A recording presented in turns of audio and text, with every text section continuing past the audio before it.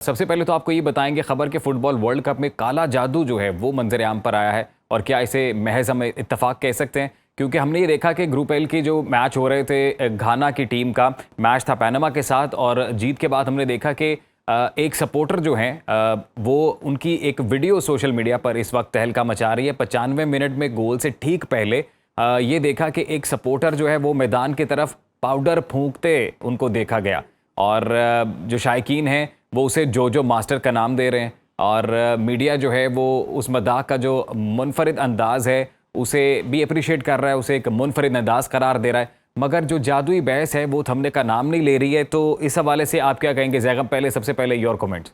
मेरे ख्याल से ये काफ़ी इंटरेस्टिंग उस दिन मैच में ये हमें नज़र आता है कि घाना का जो सपोर्टर होता है उन पर कैमरा आता है और वो एक वाइट पाउडर जो होता है वो थ्रो कर रहे होते हैं और उनको उसके बाद एक काफ़ी सोशल मीडिया पे वायरलिटी मिल जाती है और उनका नाम जो मास्टर रख दिया जाता है, जो कि मेरे ख्याल से उनकी ज़बान में खुशकिस्मत कुछ इस तरह का कुछ मतलब है। जो मास्टर का मतलब है कि खुशकिस्मत बिल्कुल उनकी ज़बान में कुछ इस तरह का है।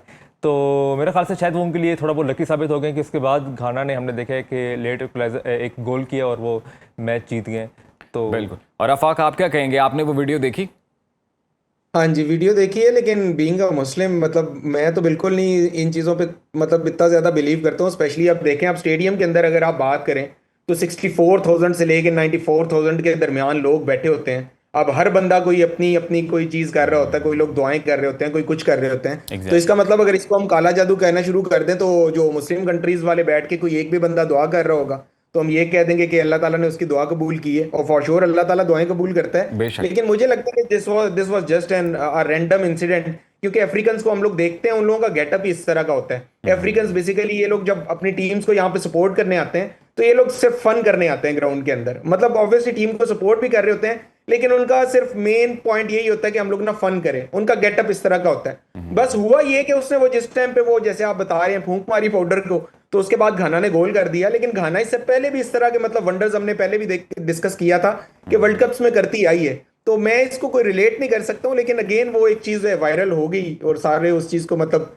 बिलीव भी कुछ लोग कर रहे हैं। बिल्कुल। और हमने आफाक देखा भी है कि जब भी कोई बड़ा इवेंट हो रहा होता है खेलों की दुनिया में, बिलखसूस क्रिकेट में भी हमने देखा था कि इस तरह की खबरें गर्दिश करती थीं कुछ ममालिक से मुतल्लिक, जहां पर जादू करने से मुतल्लिक खबरें सामने आती रहीं। डिजिटल मीडिया पे अभी फुटबॉल से मुतल्लिक भी आती रहीं। बीइंग अ मुस्लिम और एक कह लें कि बीइंग इवन ह्यूमन बीइंग भी जो है वो इंसान की बुनियादी फितरत भी इस चीज़ की वैसे तो इजाज़त नहीं देती है कि आप इस तरह के जो अमलियात हैं वो करें। लेकिन अगर किसी कल्चर का कोई पार्ट है, या जैसे अभी आफाक आप ये बात कर रहे थे कि अगर जो अफ्रीकन हैं वो फॉर फन साइड मतलब उनका वाकई वो कोई जादू टूने का मकसद नहीं है, लेकिन वो बस एक अटेंशन लेने के लिए या डिजिटल मीडिया पे एक वीडियो अपलोड करने के लिए ऐसी कोई हरकत कर रहे हैं, तो वो फिर उनका एक अपना ज़ाती मामला है। बहरहाल जी, ईरान और अमेरिका से मुतल्लिक भी एक कंट्रोवर्सी सामने आई और वो तो शुरू से ही जुड़ी हुई है इस सारे वर्ल्ड कप से रिलेटेड। ईरान ने दरख्वास्त दी थी अमेरिकन अथॉरिटीज़ को कि उनका शेड्यूल बहुत टाइट है, 2 दिन पहले उन्हें अपने अपकमिंग मैच से मुतल्लिक अमेरिका आने की इजाज़त दी जाए ताकि वो कंफर्टेबली रिलैक्स होकर मैच में उतरें, लेकिन वो उन्हें इजाज़त नहीं दी गई। तो जैगम, आप क्या कहेंगे इस हवाले से? अब ईरान मज़ीद प्रेशर में है। मेरे ख्याल से काफ़ी अनफॉर्चुनेट है ईरान के लिए ये इस वर्ल्ड कप में। एक तो वो काफ़ी हार्डशिप्स फेस करते हुए आ रहे हैं और उसके साथ जिस तरह उनके साथ ही वर्ल्ड कप में उनके साथ ये हो रहा है कि 24 आवर्स के अंदर आपने अमेरिका आना है, मैच खेलने हैं और आपने एग्जिट खेल लेना है। तो ये मेरे ख्याल से अमेरिका को चाहिए था एटलीस्ट कि ये उनकी रिक्वेस्ट एक्सेप्ट कर लेता, क्योंकि सारी नेशंस फुटबॉल खेलने आई है, दुनिया के सारे लोग उस एक ग्लोबल स्टेज पे आए हैं, तो ताकि सब टीम्स को एक इक्वल अपॉर्चुनिटी मिलती और वो एक अच्छा खेल दिखा सकते। लेकिन काफ़ी मैं बस ये कहूँगा कि अनफॉर्चुनेट है ईरान के लिए कि उनके साथ इस तरह की ज़्यादती हो रही है। आफाक, आप क्या कहेंगे? अच्छा, मैं ना इसमें थोड़ा सा ये कहूंगा कि अमेरिका से ज्यादा मैं थोड़ा सा इसमें फीफा को भी ब्लेम करना चाहूंगा। मतलब देखें, जैसे यहाँ पाकिस्तान इंडिया के भी इस तरह के हालात चल रहे थे और वर्ल्ड कप आ रहा था या जो डिफरेंट टूर्नामेंट्स आ रहे थे, तो इंडिया के मैचेस जो थे वो दूसरी कंट्री के अंदर ट्रांसफर कर दिए गए थे। तो हालांकि वर्ल्ड वो जो मतलब टूर्नामेंट था एशिया का, आई बिलीव वो पाकिस्तान होस्ट कर रहा था ना उस टूर्नामेंट को।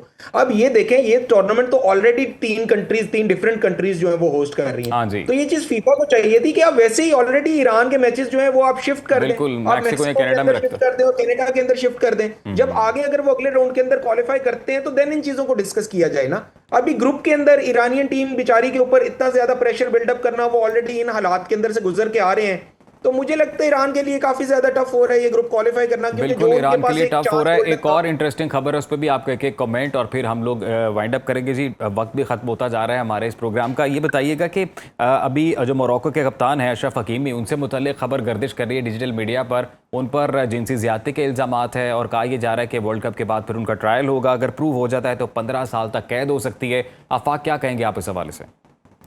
हाँ जी, अभी तो इनके लिए ये एक कह लें कि फायदा हो गया कि उन्होंने जो अगर टाइम दिया भी है ना, तो उन्होंने कहा है कि वर्ल्ड कप के बाद, अदरवाइज कोई इस तरह की एलिगेशन वगैरह लगे और वो रन टाइम पे आपको इस तरह से बुला लें तो आपकी टीम बड़ा सफर करती है, आप खुद बड़ा सफर करते हैं, साइकोलॉजिकली आप बिल्कुल उधर ही रहते हैं। अब अशरफ हकीमी जो है वो कैप्टन है मोरक्कन टीम हाँ के। जी। अब मोरक्को भी इनके ऊपर कितना रिलाई करती होगी वो हम सबको पता ही है, और वो ऑन फील्ड भी हम देखते हैं कि वो टीम को किस तरीके से लीड कर रहे होते हैं। तो आपके ऊपर अगर इस तरह के एलिगेशंस लगे हैं, जाहिर है माइंड में कहीं ना कहीं तो होता है, लेकिन अगेन अब उनको इस चीज का ज्यादा बेहतर पता होगा। अगर उन्होंने मतलब हम तो दुआ करते हैं कि इस तरह का कोई चीज ना हो, क्योंकि वो हैं भी मुस्लिम। तो इस तरह की अगर कोई चीज ना हो ताकि वो मेंटली थोड़ा रिलैक्स होकर अपना यहाँ पे खेल सकें। लेकिन ऑब्वियसली अगर कोई चीज कोई नेगेटिव होगी तो फिर ना थोड़ा सा साइकोलॉजिकल बंदा मतलब साइकोलॉजिकली अगर फिट ना हो ना, तो ग्राउंड पे आप उस तरह से वो भी बात परफॉर्म है, नहीं कर लेकिन अगर सकते। तो वाकई वो इन्वॉल्व है तो ऑब्वियसली फिर कानून के मुताबिक उन्हें सजा भी होगी। जैकम, आप बताइएगा टीम पर कितना साइकोलॉजिकल प्रेशर आएगा इस वक्त? मेरा ख्याल से क्योंकि अशरफ हकीमी एक कैप्टन है और मोरक्को के one of the main players हैं, और जिस तरह उनकी फॉर्म है एक अच्छा प्लेयर होने की, तो डेफिनेटली उन पर साइकोलॉजिकल प्रेशर तो इस चीज़ का होगा, एज अ टीम भी होगा, उनके ड्रेसिंग रूम में भी होगा। और लेकिन बस एक थोड़ा सा फॉर्चुनेट हम ये कह सकते हैं अशरफ हकीमी के लिए कि वो वर्ल्ड कप पे है और उनको थोड़ा टाइम मिल गया है कि वो आफ्टर वर्ल्ड कप इस चीज़ के पे उन पे बिल्कुल जी।